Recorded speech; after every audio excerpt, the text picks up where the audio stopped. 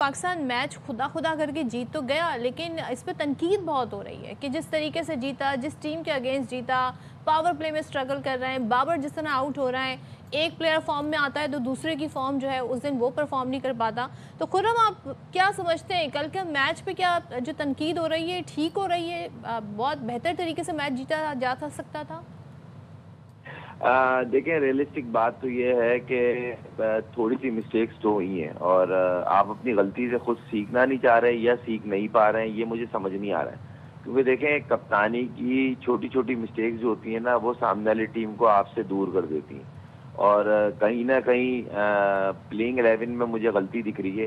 देखें, अगर आप सलमान मिर्जा को खिला रहे हैं और साथ में फ़हीम अशरफ खेल रहा है, तो Faheem Ashraf semi new ball करता है और आप उससे जिस तरह की पिच थी, स्लो पिच थी, गेंद ग्रिप कर रहा था, ब्रेक हो रहा था, उस पे उस्मान तारिक आपके पास बेंच पे बैठा हुआ है, जो इस टाइम अपनी प्राइम फॉर्म में और कैरेबियन लीग में अपनी टीम को चैंपियन करवा के आया। अभी रिसेंट पाकिस्तान की तरफ से उसने डेब्यू किया, बड़ी जबरदस्त बॉलिंग करी। तो एक अपॉर्चुनिटी, एक यूनिक बॉलर आपके पास सीट पे बैठा है जो रीड नहीं हो रहा। जिस तरह अबरार को खेलते हुए प्रॉब्लम हो रही थी, साइन को खेलते हुए प्रॉब्लम हो रही थी, तो आप उस्मान तारिक को भी खिला सकते थे।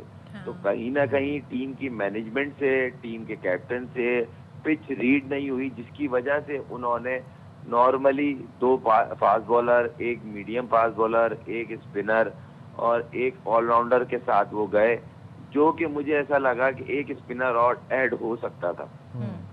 क्योंकि फ़हीम अशरफ आपका पूरा 4 ओवर करता है और उसकी बॉल में इम्प्रूवमेंट दिख रही है। अच्छा, तो अगर आपको बॉलर को कैश करना नहीं आ रहा या प्लेयर को यूज करना नहीं आ रहा है टाइम पे, तो कहीं ना कहीं इसका मतलब मैनेजमेंट को और कैप्टन दोनों एक पेज पे नहीं है, या उनको समझ ही नहीं आ रही है कि हमने किस प्लेयर से कहाँ काम लेना है। ये वो बातें आपने हैं। बात की कि मैनेजमेंट या कैप्टन एक पेज पर नहीं फील हो रहे। कैप्टन की बात हम क्या ही करें, वर्ल्ड कप सर पे है, वो भी T20 फॉर्मेट पे, और T20 के जो कप्तान है हमारे सलमान अली आगा, वो मुसलसल नाकाम बैटर साबित हो रहे हैं। तो क्या लगता है आपको, इनको सिर्फ सलमान अली आगा को सिर्फ टेस्ट और वनडे तक ही महदूद रखना चाहिए? और ऐसी भी मजबूरी क्या ही है, हमारे पास और कैप्टन नहीं है T20 में बनाने के लिए? नहीं, देखें, रियलिस्टिक बात तो ये, मेरी तो ओपिनियन तो ये बेस्ट ऑप्शन जो है आपके पास शाहीन की सूरत में मौजूद है, क्योंकि उसने लाहौर कलंदर की क्रिकेट का नक्शा चेंज किया अपनी परफॉर्मेंस से एज ए कैप्टन। और कैप्टन में कैप्टन का खुद का परफॉर्म करना, दोनों चीजें उसने प्रूव की है कि 2 फाइनल उसने खेले हैं, दोनों जीते हैं और अपनी परफॉर्मेंस से कलंदर की क्रिकेट को चेंज किया है। जिसके लिए ये बोला जाता था कलंदर की क्रिकेट इतनी को खास नहीं है, इनसे जीत जाएंगे, लाहौर कलंदर की बात कर रहा हूँ। तो वो अभी उसने बैक टू बैक 2 बड़ी सीरीजें जीती, स्पेशली साउथ अफ्रीका के अगेंस्ट उसने परफॉर्म करा। अपनी कप्तानी में परफॉर्म खुद का करना बहुत बड़ी बात होती है। तो आपके पास वाइट बॉल में अभी सबसे बेस्ट ऑप्शन जो है वो शाहीन का कप्तान का है। दूसरी बात ये कि एशिया कप से पहले ही सलमान की कप्तानी पे T20 फॉर्मेट में क्वेश्चन मार्क तो थे, इसमें कोई दो राह थोड़ी है। पाकिस्तान के जितने भी बड़े नाम हैं जो क्रिकेट में, जिनकी क्रिकेट में हल्के में सुनी जाती है या रिकमेंड किया जाता है, या जो लेजेंड्स है हमारे, वो दीगर प्लेटफॉर्म्स पे बैठ के यही बात कर रहे थे कि जिस प्लेयर की प्लेइंग 11 में जगह नहीं बनती, अनफॉर्चुनेट वो हमारा कप्तान है, जिसकी वजह से पूरी बैटिंग लाइन जो है वो डिस्टर्ब है।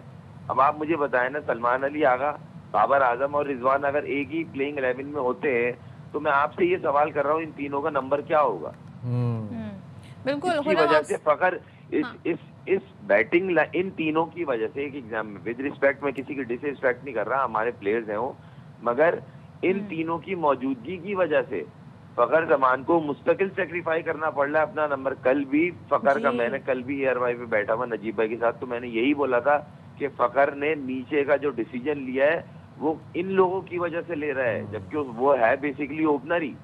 अगर आप उसका ओपनिंग का ग्राफ देख लें तो वो जिस तरह की बैटिंग करता है उसको नीचे पेन लेके खेलना पड़ रहा है। कल भी अगर उसके आप 40 रन निकाल दें, जो कि उस्मान ने भी बाद में मैच के बाद उसने बताया कि मैंने बोला 10 से ऊपर की एवरेज जा रही है, फकर भाई क्या करना है, तो उसने बोला तू मुझे सिंगल दो, मैं स्ट्राइक लूंगा।